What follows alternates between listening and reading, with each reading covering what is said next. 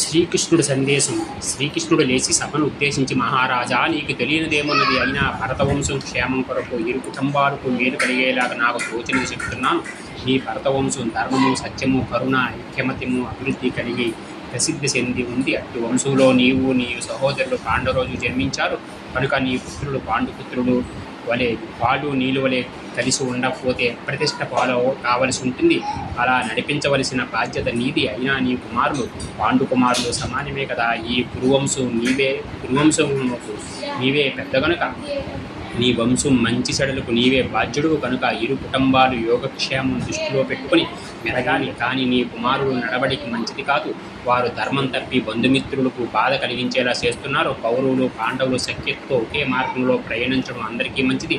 అలా కాకుండా యుద్ధమే సంభవిస్తే వినాశనం తప్పదు. కనుక మీరు ఇరు పక్షాలు